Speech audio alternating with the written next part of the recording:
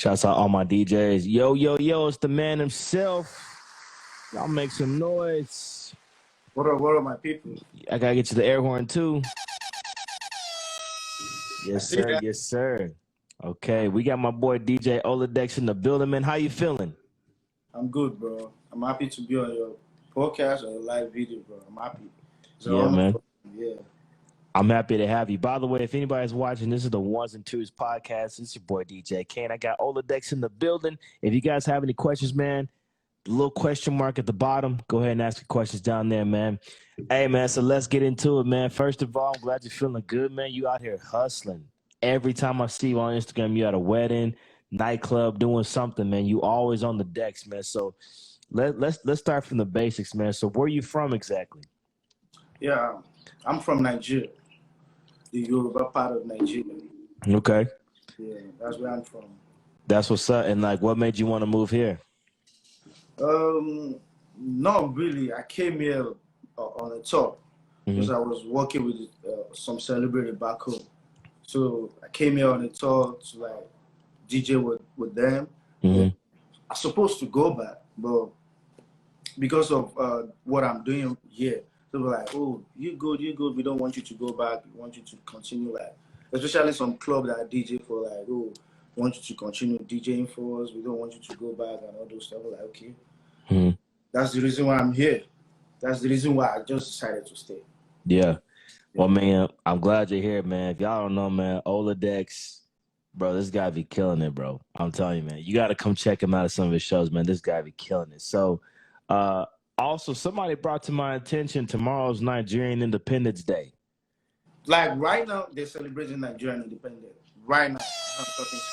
Hey, my Nigerians. Hey, so where's it gonna pop off tonight then? Tonight I'm just gonna be at Abbey after hour tonight. Uh-huh. That's where we're gonna have the after party because people are celebrating right now. So people from Nigeria that are celebrating independence right now because it's 12 a.m. in Nigeria right now. So they're doing the celebration and everything. So we're gonna just go to Abbey Ukaland tonight and do the after party. That's what's up. That's what's Oh, going man. on. You know what? Shit, I'm gonna have to pull up, man. I got another podcast after that. Let me see. Hey, You need to pull up. because you know what they say, man? Listen, I've never been to Africa, but I want to go to Africa. Everywhere I go, they think I'm Nigerian, man. And I think, You look like you look like one. You look Nigerian, yeah. they're like, man, you Nigerian. I'm like, I'll take it. Nigerians are some of the smartest people. You know what I'm saying? Y'all got a lot of money. Y'all talented. They know how to dress well. So I'm like, hey, I'll take it. Shit, I'll be Nigerian. Let me do the ancestry test real quick.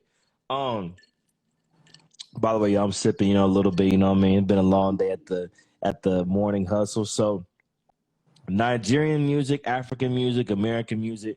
You've been in the States for a good while, and I'm pretty sure you know the difference. You hear the difference in a lot of like nightclubs in Dallas compared to like some of the other clubs like back home. So, what's the difference between like some of the African American DJs we have here and like the African crowd, the African DJs? What's the difference, do you think? The difference is that back home, the way we party back home is different from the way we party here. Although before African music started coming to life, we listened to a lot of American music. 2000, 90s, 80s, all those, yeah. We listened to a lot of American music back home before Afrobeat started taking over. So the difference between the DJ now is that African DJ, Nigerian DJ can play a lot of American music. Understand what I'm saying? Yeah. But a lot of American DJ, they can't play a lot of African music.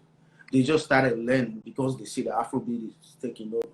So yeah, that's the difference. But the nightlife part is quite different. The way we partied from like 10 to 4:30 a.m. There's nothing like after hour. The way we party from here, then go to another club. There's nothing like that. We just like 10 to 4:30. Sometimes 5, 6. We stay in the club back home. Man, that's the difference. Yeah, that's crazy because y'all heard him say till 4 or 5 a.m. right now. I know that's crazy for some of y'all. the African crowd, they do not stop partying until you see the sun about to come up in the morning. And I'll be like, yo. Yeah. I was like, yo. I remember I was talking to man, I forgot his name, man. You know, shouts out to my boy whenever I remember his name. But he invited me to a hookah lounge after Abbey. And I'm like, wait, Abbey closed at 5. I'm like, what else is open? He's like, there's another hookah lounge you don't close till 8. And I'm like, bro. I was like, nah, man. I pulled up anyway. I just had to see what it was about, bro. It was packed. It was packed. I'm like, wow, this is crazy, man. I was like, you know what? I don't think I'll ever get used to that. I'll probably stick to 4 or 5-ish, but after that, I gotta head home and I gotta pack up and leave. Yeah. So you brought up a good point that African American DJ culture, you know, they're tapping into the Afro beats. You know what I mean? You guys are already acclimated to the American music. And I know what you mean by that, because even myself, man, and other DJs I hear, it's like you can already predict the African songs they're gonna play. If DeVito, yeah, Burner Boy, Joanna, maybe Essence, Wizkid. You know, you could predict it. You know what I'm saying? You know what they're gonna play. Yeah. You know what they're gonna play. When I saw you play at Prime, I heard, man, my phone was Shazamming the whole night. I never heard any of these songs before.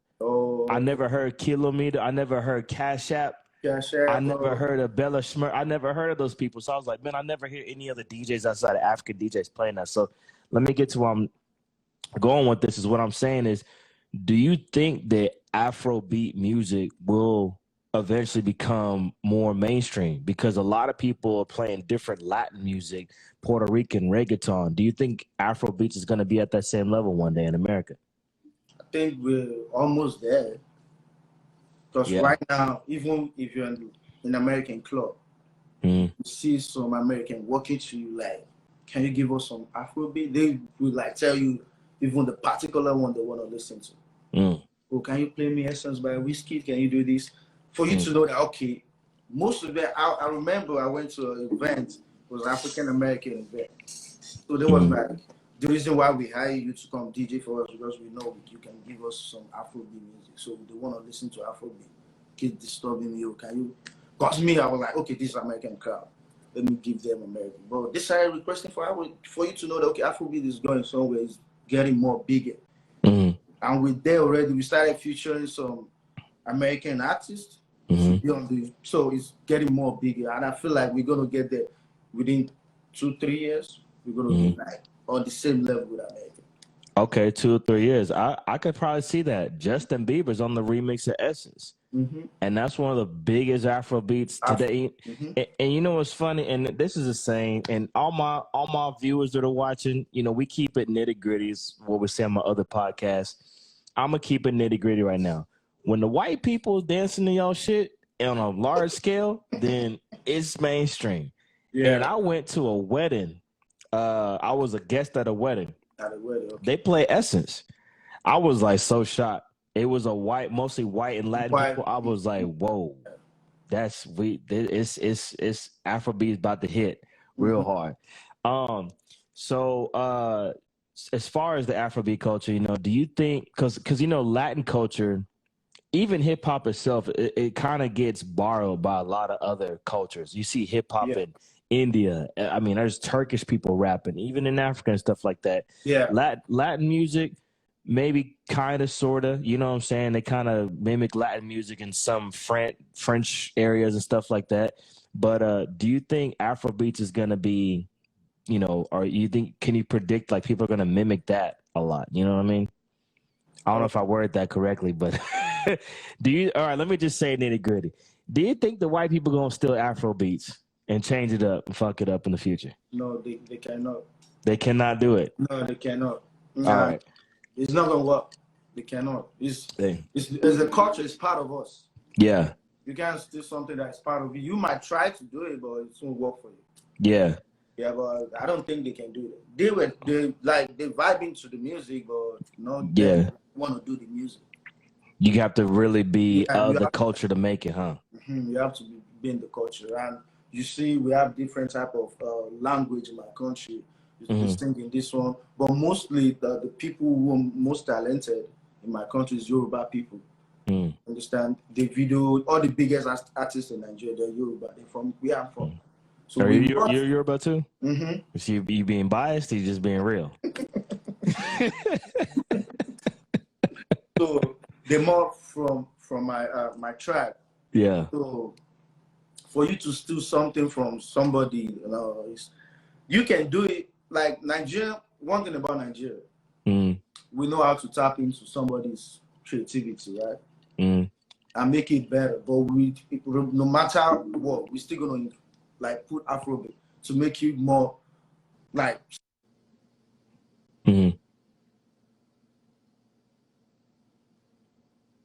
I can't hear you, man. Oh, there you go. I can hear you now. They're blowing up your phone, man. They're trying to book my boy Oladex. I'm telling you, man. Y'all got to tap in my boy Oladex. If you're listening right now, this is the 1's and 2's podcast. Your boy DJ Kane, man. 3 interviews a week. I got my boy DJ Oladex in the building, on the phone, actually. Tap in with my boy. Yeah, go ahead, man. I'm sorry about that. So we try, because of the way we smart, we try like, okay, we bring in hip hop, then we're going to put Afrobeat inside. The guy is still going to hear the Afrobeat vibe. Yeah. Because that's the main stuff. So we do hip hop, we put Afrobeat, so everybody can relate. That's one thing about Nigeria. When we do music in our culture, right? We try like put English, everybody can relate with. That's what I feel like. That's what other countries were lacking, because when they sing their song, they just go boom in their language. Like, I don't understand your language. So you want people to like understand what you're singing, even when you're singing in your language.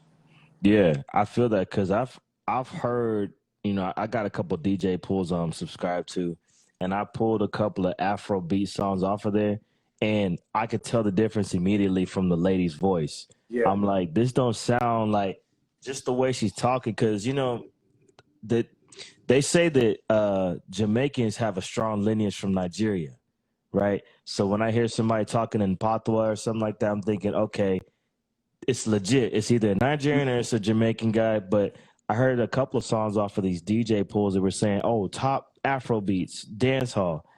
And I look up the artist, I'm like, nah, that's not it, bro. And you look at the producer, I'm just like, I really think that this is a genre that you just have to be an authentic African to really perfect it, man. You know what I mean? Like you said, it's just, even with like, I'll just say like Indian music too. Like, it's not a lot of non-Indian people that can produce their music. So I think that's just amazing about the culture, man, that it's just like certain types of music cannot be perfected unless you are really from those roots. And it's like, I mean, Diplo, he's the DJ that tries to do that a lot. Like, he's done that with even DJ Snake, Taki Taki. That's a reggaeton song. DJ Snake is 100% from France. He's like from Annecy, France, or Paris, something like that.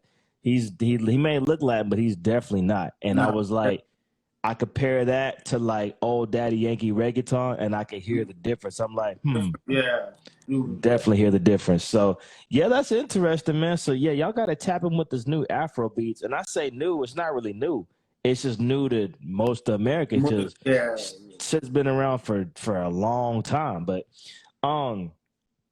so I think, man, we already answered a lot of questions here, man. So let me just ask you this. So as far as like African music, who would you say are like your favorite, artists that you like in Afro beats?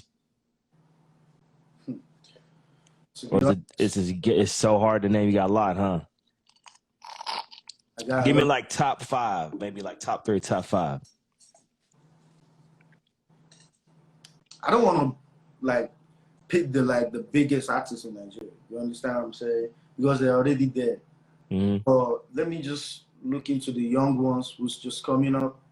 I would say that Joe Boy, then Fireboy. Then I have this guy, what's his name? Rema. Okay. I have the Ruger. You know Ruger, right? Yeah, I've heard of that song. I heard of one of her songs, I think. Yeah.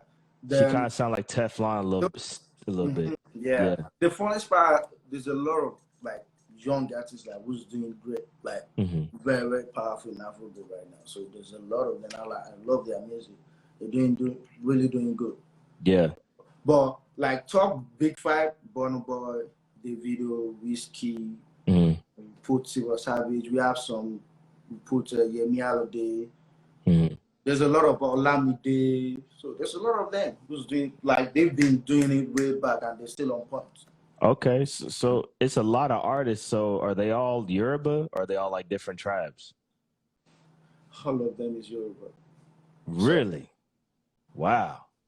Okay, so that's what I need to understand also, because, you know, here in America, we got New York, West Coast, South, Midwest, Miami rap is even a thing, right? With a lot of Cubans out there. Nigeria, and, you know, a lot of people are kind of ignorant that Nigeria is a country. It's not a state. It's a country. So it's different parts, different areas, just like America.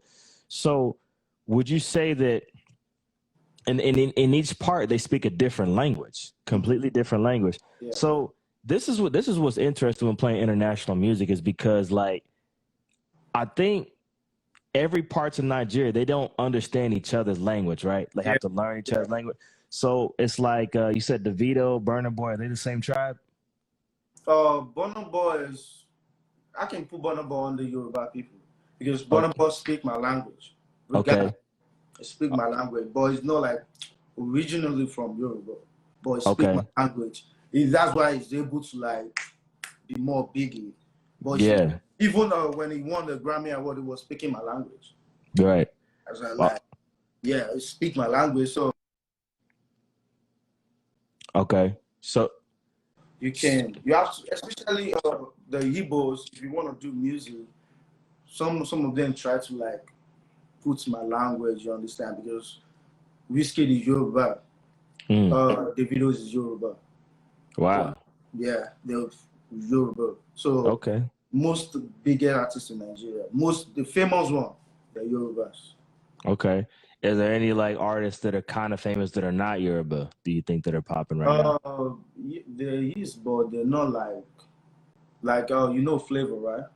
Flavor? You don't know him, so it's there. But interesting. Do you know Fino? Fino? No. See, I don't know that one either. So it's like, let's say I would have his song and I would play it in a club. Would it be like a group of Nigerians that just would not understand him because of his language? We still dance to their music, you understand? Well, we might not understand what they're saying, but he still puts English inside. So you understand what I'm saying? That's why I say the reason why music is different is like we're trying to like make everybody understand what they're trying to say or what they're saying. So that's different. So we still understand part of Flavor's song. But when they sing their like the real Igbo language, we don't understand that. But we'll be able to sing it, but we don't understand what it's saying. That's interesting because like Davido, you know, if I tell you that I love you so, my money, my body, my no. And then he says something else out there. I'm like, okay, I don't know what he just said there, but that sounded kind of hot, man. You know what I'm saying? That's my language. Like, you understand? Yeah. But it's trying to make everybody understand what he's talking about. So, like, how do you feel? And we keep it a nitty gritty. How do you feel when you like are in a club, like just visiting a club, and you see, maybe in like a non-African DJ, non-African American DJ, and they playing like y'all's music? Bro, I feel great. Do you feel great? I'm telling you, that's the happiness, bro. Yeah. I feel great, like wow. Yeah. See, I wanna discuss something about that because I think that's good because Afrobeats is breaking into the market. But I'll tell you, like, we're in Dallas, Texas. It's majority, Caucasian, Latin, some Latin people. And what really gets me is that because I know hip hop is like the biggest genre right now, right? Yeah. And what really gets me is that I go to clubs that they're playing mostly hip hop, mostly rap and hip hop, and all the whole DJ lineup is nothing but non-black people. Yeah. And it just kind of makes me think like it's so weird because they're playing the music uncut, in words and everything. And it's like all these black DJs in Dallas and y'all have like 20 DJs on your roster. You can't get one black DJ on there. You know what I mean? And Yeah. like when they have reggaeton dance hall nights, they have all white people. So y'all can't get one African DJ on the lineup or something. It's just like, what No. do you feel about that, man? One thing that I've noticed about some American, like I feel like they feel insecurity sometimes. Like feel Mm-hmm. like number one, they feel like African don't like them. Mostly Americans feel like we don't like them. Well, we never hate them. We just because we talk about the culture is different. We think we don't like them. We love you guys. Yeah. That's one thing you don't understand. You feel like, oh, we hate you. I remember I was DJing. There's this one guy asked me, oh, can you play this song? This? But I was on an Afrobeat level, so I told him, shoot, I'm gonna. He started like telling me, oh, you don't like African American. I was like, where you getting that from? Told you that. Yeah. I never tell you that, but you feel like I don't because you don't like me. You understand? So I feel like they need to just get to the point like we train different. We just look at some things that African American do, be like, oh, this is not right. And when you tell them, oh, what you're doing is not right, they get offensive. Like they don't want people correcting them, which is not good. When you're doing something bad, I'll tell you, oh, this is what you're doing is not good. Yeah. I'm trying to advise you so you can do something good. You understand? But they take offensive. What's your business? Why are you putting your money in my? Yeah. That's funny you brought that up because like you know, I grew up in a place where it's mostly white people. You know what I'm saying? Like you could probably count on your hands and toes the amount of black people in my town, right? But ironically enough, in the center of my town was an Air Force base. So I would go to school there when I went to like middle school. So I was around like Kenyan. There's a lot of Kenyans, Koreans, Chinese, you know, Irish people. So I got a taste of the African stuff. And I'll be honest, I did hear a little bit of that. Oh, can you hear? Are we there? Yeah. Oh, sorry. Like, but yeah, I did hear a little bit of that, but it was always like a joke. And I was like, you know what? There's always that stereotype going around that like the Africans don't like the African Americans, and vice versa. And I'm like, you know what? That's just stupid. It's like, I think the biggest thing that the African Americans receive is that the Africans think the African Americans don't understand their culture, or whatever, like that. And I'm like, maybe that there's some truth to that. Like, if you're African American, you should try to research, see where you're from. It's only logical, right? But the thing about that is, I think the African Americans feel the Africans don't understand that the culture was ruined. Like, you know what I'm saying? Like, African American culture was burnt up. There's the research that you can do on it is probably not going to be valid because they wiped off all records. You know what I mean? So, but yeah, man, we gotta break that stereotype because we both black. I mean, we the same person. We just have a different dialect and we from different soil. So actually, we, technically from the same. Everybody come. I mean, come on, let's be real. Everybody come from Africa. I mean, if you really want to break the shit down, everybody come from Africa. So I mean, y'all can't really. There's no dispute on that. So, but number one, I don't blame them because of the system right here. You understand? Like that's the way they were raised. The way I was raised, you might think I'm doing something wrong, which is right. And you tell me, I'm like, this is what we do. You understand? So sometimes I don't blame them.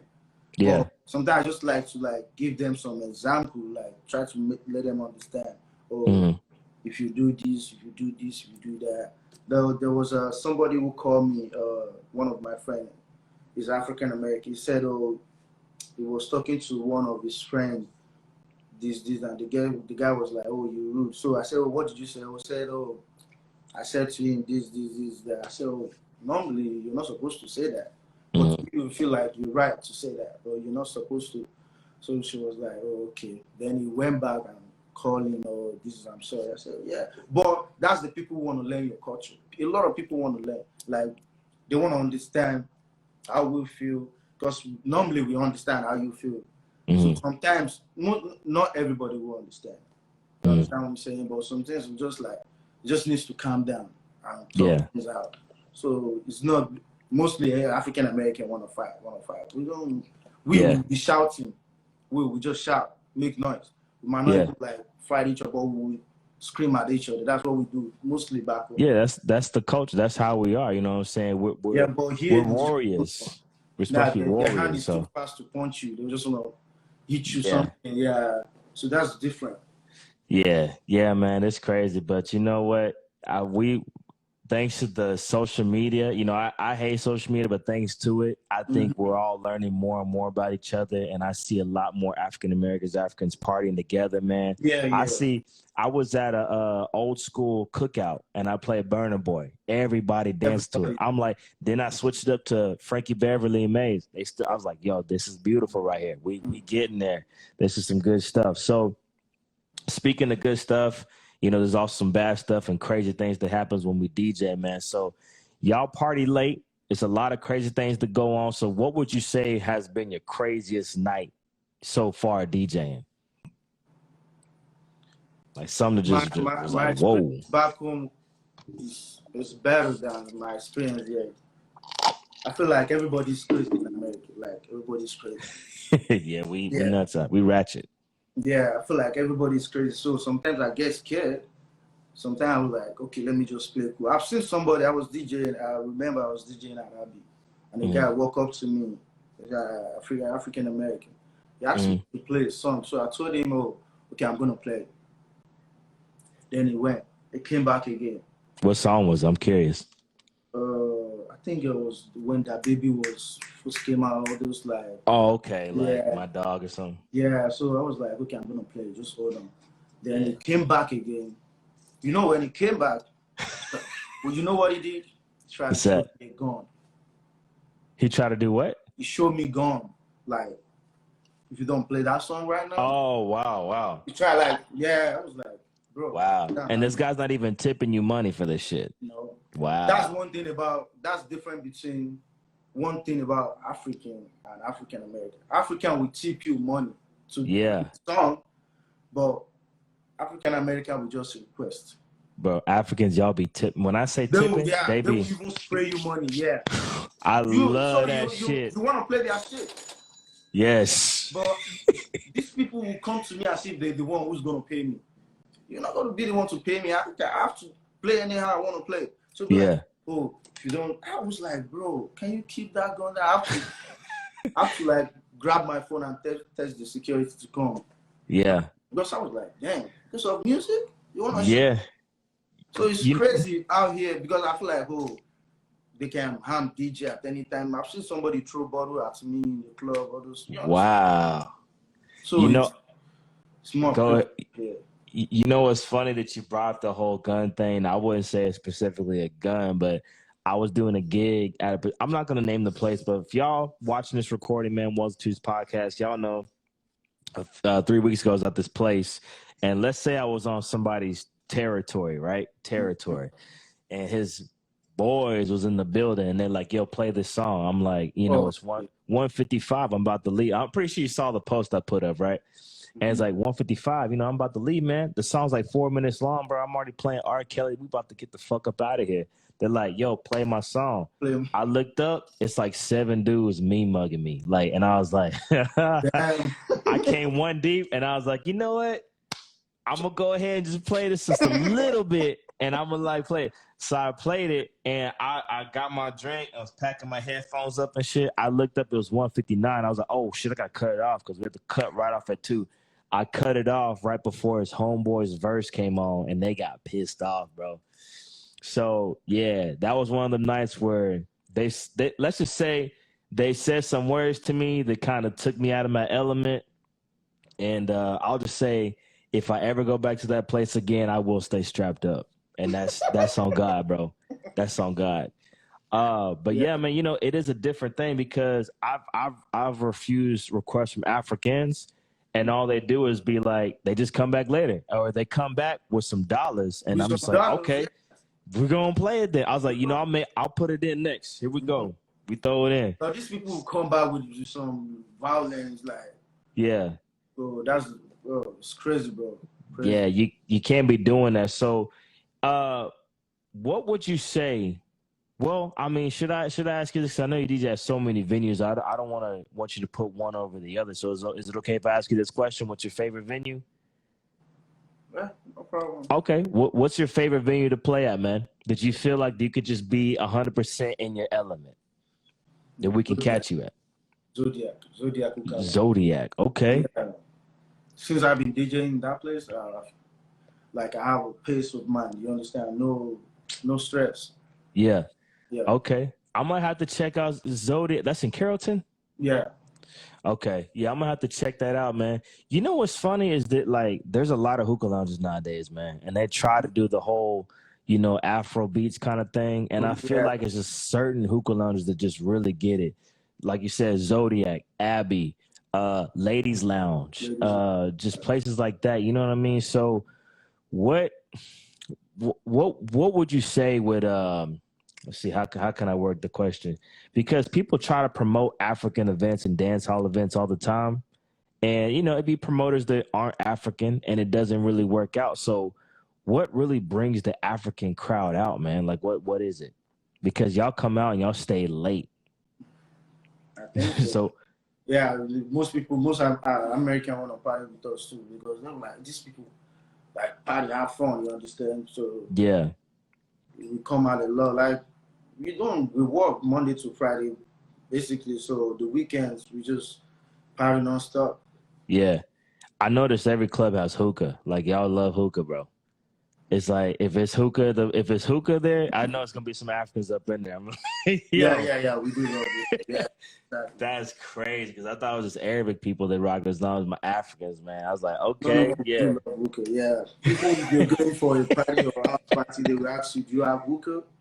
yeah. That's the first thing everybody asks me when I used to host events back in 2017. They'd be like, "Is it gonna be hookah?" Yeah. I'm like, man, I didn't even think about that. We trying to figure out what kind of liquor we gonna get. They're not thinking about the music. You just want to come smoke hookah. Yeah, I'm just like, okay, yeah, we gotta definitely put hookah down for the recommendation. So,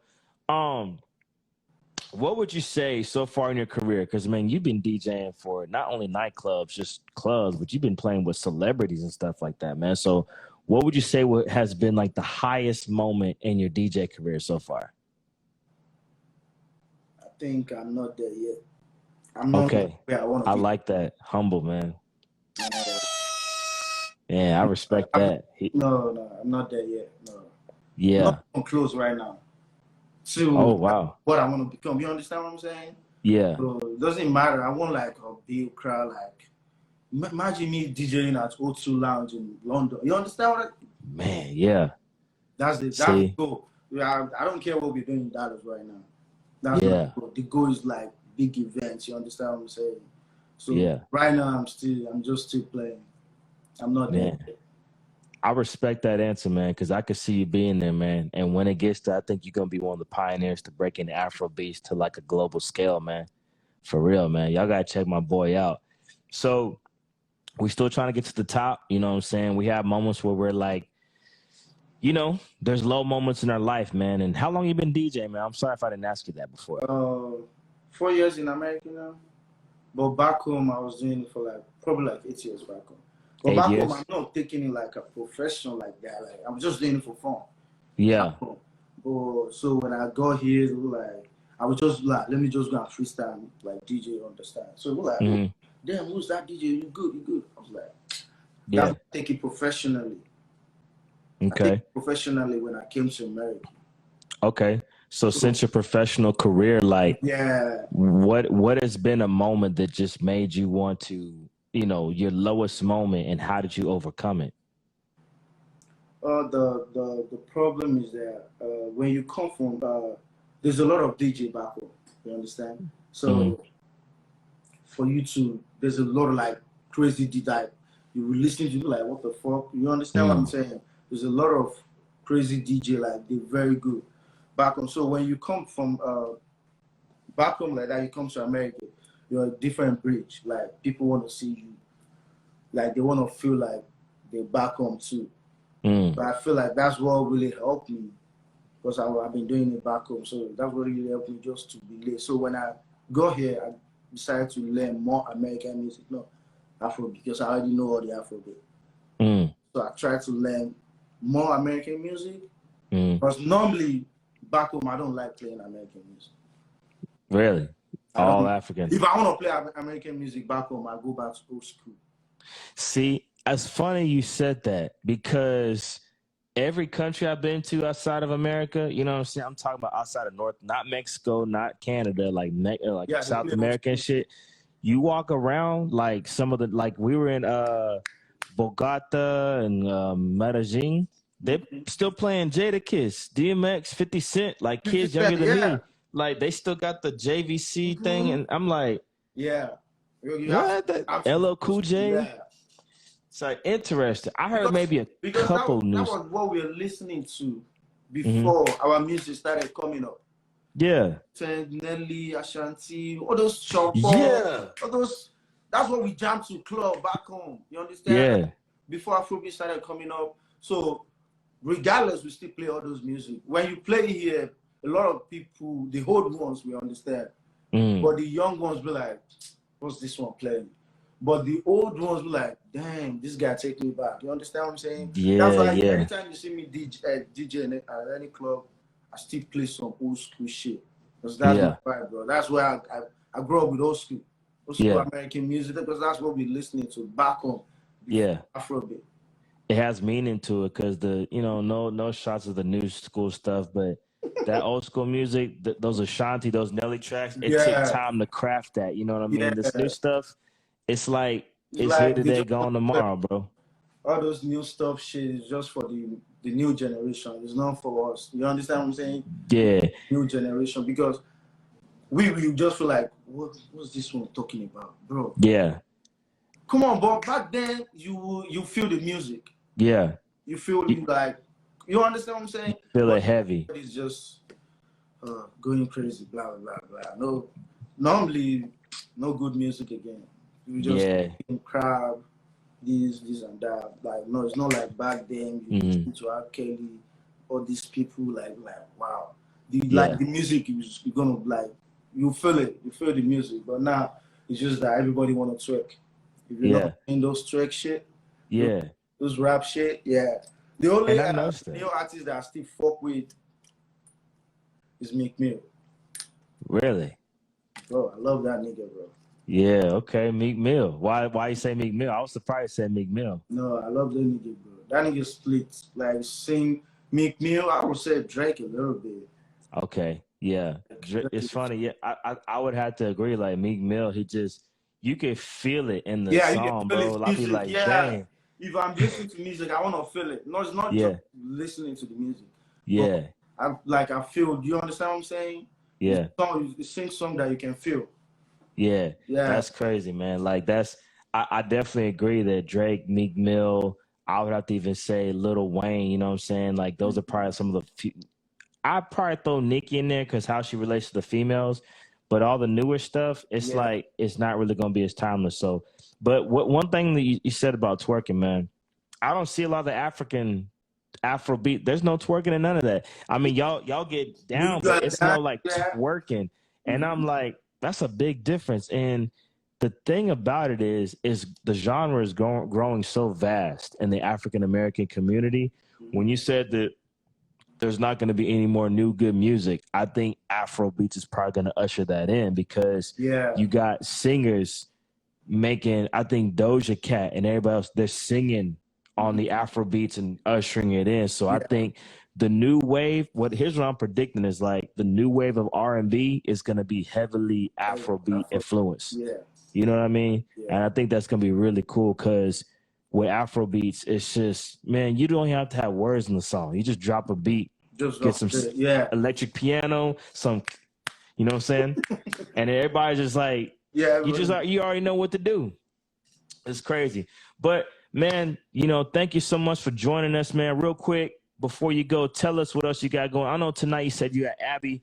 Where else are you at for the rest of the weekend, man? So, for this weekend, I'm going to be at Abbey tonight from 2 to 5 a.m.